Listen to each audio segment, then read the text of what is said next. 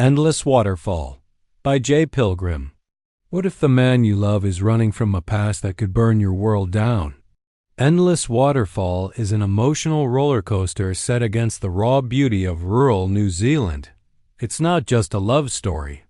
It's about survival, redemption, and rebuilding something beautiful from ash. Joe is a drifter with a haunted past and a battered soul. Lana is the only child of a hard-working farm family, fiercely independent.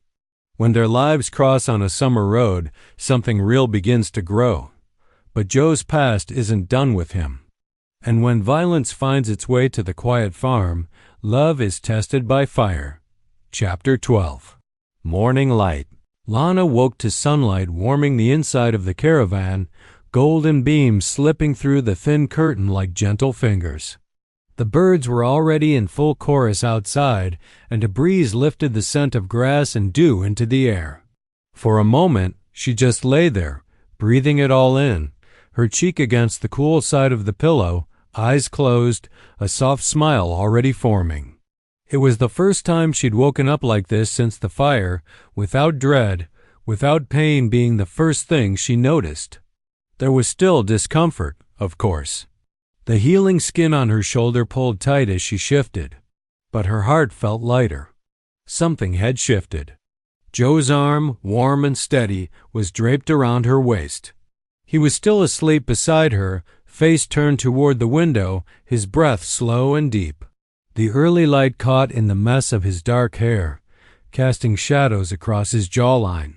He looked peaceful, younger somehow. Lana studied him for a moment, memorizing the rise and fall of his chest, the faint stubble on his chin, the calm that hadn't been there weeks ago. He stayed. The thought sank in like sunlight into the floorboards. She kissed his shoulder lightly and slid out of bed, careful not to wake him. This was his weekend off from farm work. An hour later, freshly showered, Lana sat on the farmhouse porch with a red blanket across her lap and a cup of tea warming her hands. Her hair was loose and still damp, curling slightly at the ends. A soft cotton dress hung loosely on her frame, simple and pale blue, one strap pulled slightly off the injured shoulder. She wasn't trying to impress anyone. Just feel like herself again. A blue hatchback kicked up dust on the driveway, and then the unmistakable sound of high heels clacking across the front steps rang out. "Knock, knock, you hobbit," came Gwen's voice, grinning as she came in view around the side of the house. Lana laughed, the sound surprising her with how natural it felt. Gwen, dressed in a floaty floral top and jeans that looked tailor-made, clip-clopped toward Lana, sunglasses pushed into her platinum blonde curls. She was holding 2 takeaway coffee cups in one hand and a small pink bakery bag in the other. "I bring caffeine and sugar. You're legally required to forgive me for skipping 3 visits," she declared. Lana opened her arms. "I missed you, troublemaker." They hugged, carefully, Gwen mindful of the healing skin. "Sit still and give me the gossip," Gwen said, plopping into the chair beside her. "You look good, by the way. Like earthy retreat rehab goddess good. I smell like antiseptic and balm, but thanks," Lana smirked. They sipped their coffees and opened the paper bag. Cinnamon pinwheels and 1 flaky ham and cheese croissant. After a few bites, Gwen leaned in. "So Joe," Lana raised a brow. "So what about Joe? You look like someone who's been thoroughly, emotionally supported," Lana snorted, nearly choking on her coffee. "God, Gwen." "Well?" Gwen nudged her. "You 2 did the waterfall thing again, didn't you? It's written all over your face." Lana looked away, but her smile betrayed her. "I didn't think I could feel that way again," she admitted, "but with him, it's like I remember who I was before, and who I might still be." Gwen's teasing softened. "He's good for you. Even if he's a little too brooding hot for farm life." Lana laughed again, warm and easy.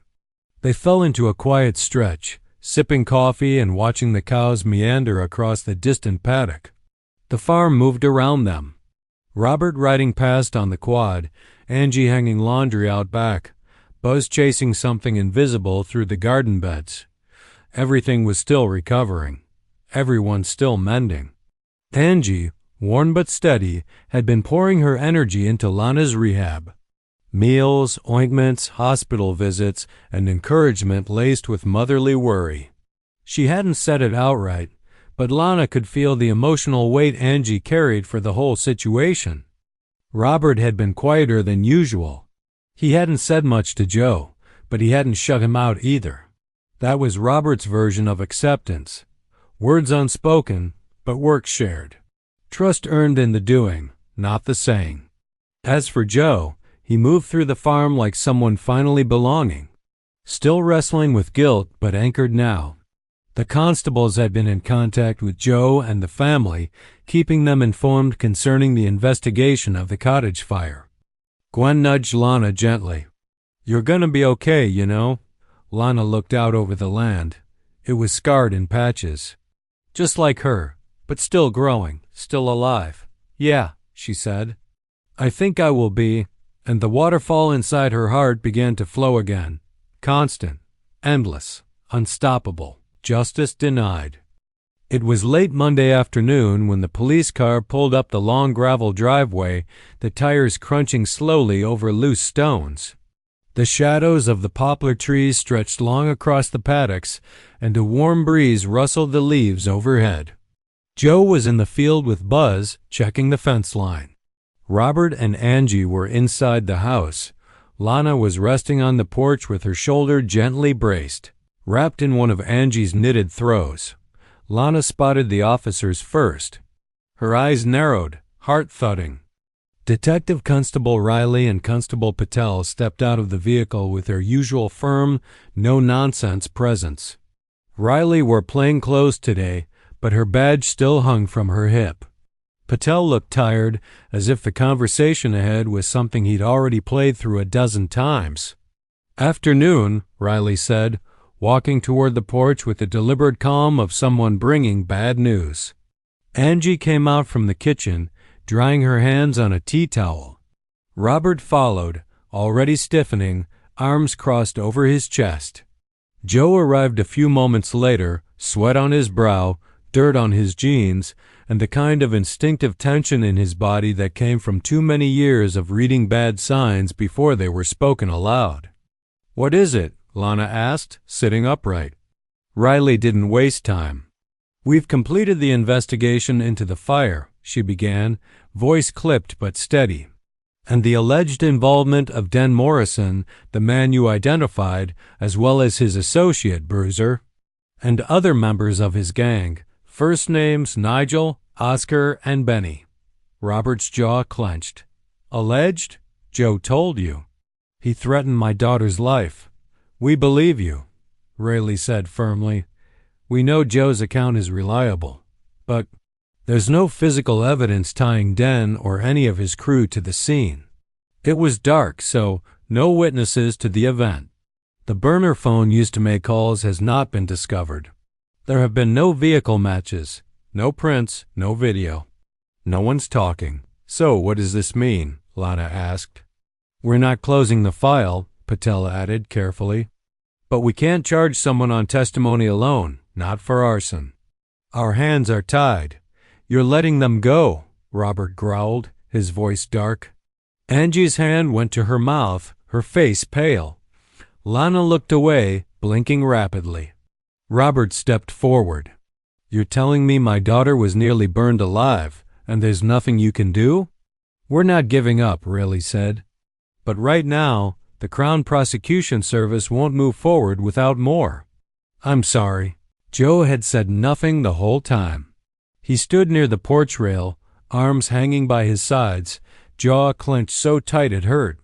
The muscles in his back were rigid, his hands slowly curling into fists. Den. Free. Just like that. After everything. After the fire. After watching Lana's skin burn under a collapsing roof. After the hospital. After every sleepless night filled with guilt and mania. He stared off toward the distant hills, past the cowshed, past the golden edges of the land he was trying to make home. Anger didn't rise in him fast. It smoldered. When the officers left, after brief apologies and the usual lines about staying in touch, the family stood in silence. Robert shook his head once, muttering something under his breath before walking away back inside. Angie reached for Lana, squeezing her hand. Her eyes glistened as they too followed Robert inside the house. Joe stayed behind. Alone now, Joe walked slowly down the drive and stopped at the remains of the cottage.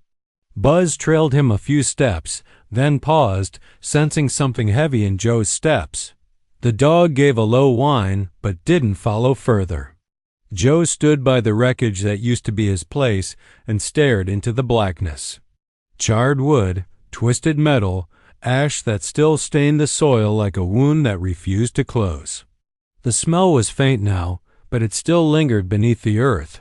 His fists clenched at his sides.